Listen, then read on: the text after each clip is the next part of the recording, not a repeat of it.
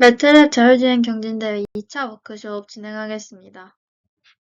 이번에는 하이웨이 레인 팔로잉 및 로드러너 시나리오라는 예제를 가지고 자율주행의 전반적인 구성과 간단한 알고리즘을 살펴볼 예정이고요. 본 링크의 예제 문서를 참고하시면 됩니다. 먼저 문서 보는 법을 알려드리려고 하는데요. 대부분의 문서에서 가면 이런 커피 커맨드가 있는데 우선 이거를 M 파일이나 MLX 파일이나에 가서 실행을 하고 설치를 해야 문서의 예제 코드를 사용하실 수 있어요. 근데 한 번만 실행하시면 되고 이걸 여러 번 설치하면 똑같은 폴더가 또 설치되는데 용량이 꽤 크기 때문에 한 번만 하시면 되겠습니다. 그리고 여기 있는 툴박스도 전부 애드온에 가서 설치하시면 되겠습니다. 문서에는 이런 식으로 나와 있는데요. 이대로 해도 무방하지만 오늘은 윈도우에서 직접 진행한 파일을 가지고 보여드리겠습니다. 아까 말씀드린 것처럼 저는 이미 설치를 해서 이렇게 주석을 막아놨고요. 이렇게 가이드대로 코드를 복붙하셔서 실행하시면 됩니다. 이때 로드러너 설치나 프로젝트 경로 지정을 잘 맞춰주셔야 합니다. 라인 10 같이 이렇게 본인 탐색키에서 new 로드러너 프로젝트라고 로드러너 깔 때 자동으로 생성되는 폴더가 있을 텐데 그거 경로를 지정하시면 되겠습니다. 그리고 로드러너 실행했을 때 옆에 호스트 뭐뭐 해서 이렇게 연결이 잘 됐다는 메시지가 뜨니까 확인하시면 되고 MLX 파일로 진행하시는 걸 권장드립니다. 이제 14줄 같은 경우에도 아까 파일을 설치할 때 이미 패키징 돼 있는 애가 불러와지는 거라서 폴더에 가면 저렇게 PRJ 확장자 파일이 있을 거예요. 이것도 경로를 잘 지정해 주시면 됩니다. 웬만하면 매트랩 폴더 바로 밑에 설치하시는 게 좋습니다. 만약에 매트랩 밑에 뭐 2025A 폴더, 또 그 밑에 어떤 이름의 폴더, 그리고 그 밑에 이 예제 파일 이런 식으로 깊숙이 설치를 하시면 이름이 너무 길어져가지고 매트랩에서 인식을 못하는 에러가 발생할 수도 있어요. 그래서 그런 에러가 생기시면 아예 지우고 경로를 좀 위쪽으로 바꿔서 다시 시도해 보시면 되겠습니다. 그리고 로드러너의 시뮬레이션 연동을 하려면 로드러너의 파일 두 가지가 필요합니다. 하나는 이제 도로나 주행 환경을 구성한 씬 파일이고, 그리고 다른 하나는 다른 차량들의 경로나 차선 변경 같은 이벤트가 정의되어 있는 시나리오 파일이에요. 그래서 원하는 씬에 해당하는 시나리오 파일 하나씩 불러오면 되는데, 이전 페이지에서 씬을 실행하는 코드가 있었고, 이렇게 시나리오 폴더도 불러오면 됩니다. 그리고 이제 문서대로 쭉 실행을 하고, 오픈 시스템, 이거는 이제 시뮬링크를 여는 코드라서 꼭 이렇게 안 열어도 파일에서 직접 여는 것도 가능합니다. 중요한 건 이제 여러분들이 이 예제의 알고리즘을 수정하거나 뭔가 기능을 추가하느라 시뮬링크 파일을 컴파일링 할 때 시뮬레이션을 새로운 모델을 테스트하려면 이 35줄을 실행을 해서 모델 업데이트를 해주셔야 됩니다. 이제 시뮬레이션을 진행을 하고 완료되고 나면 종방향, 횡방향 관련된 제어기 기록을 확인할 수 있습니다.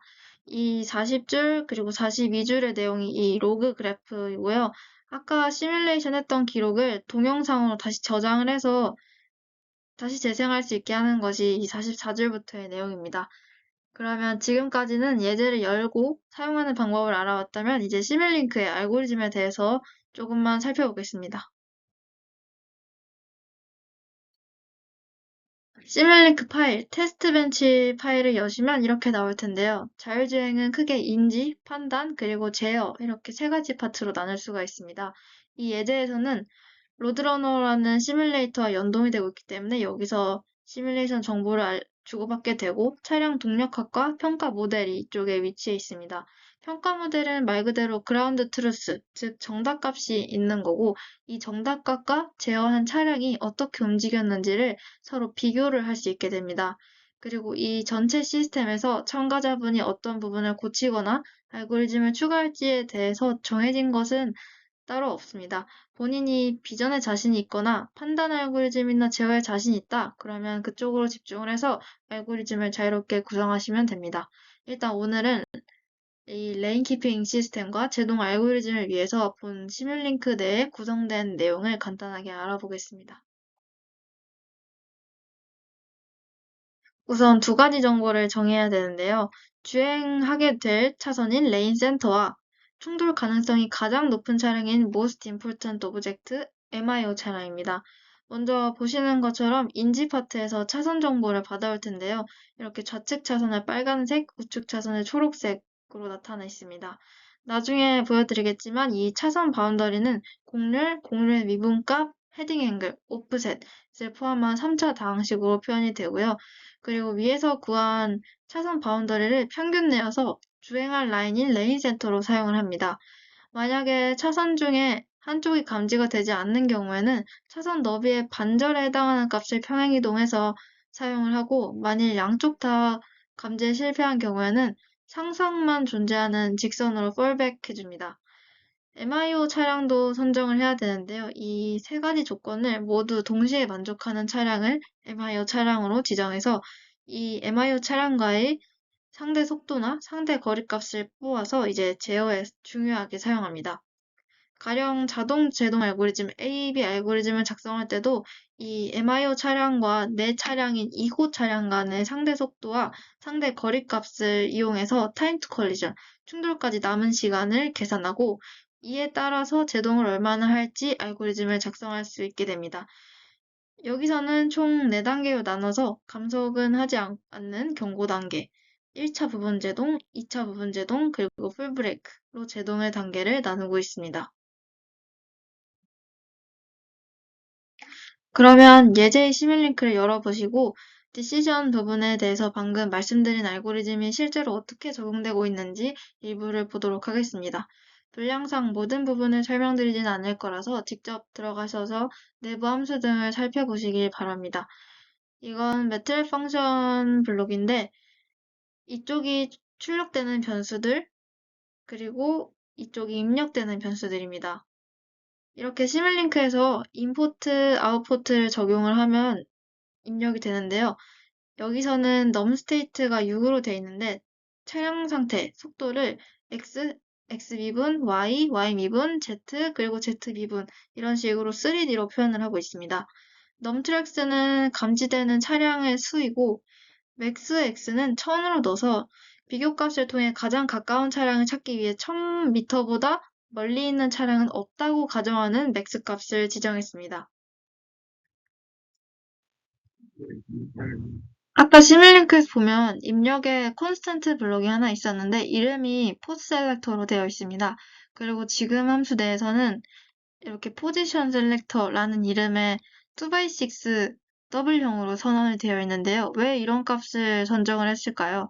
앞선 함수 정의에서 속도를 x, x 미분, y, y 미분, z, z 미분으로 정의를 하자고 했습니다. 그러면 상태 방정식이 이렇게 되는데요.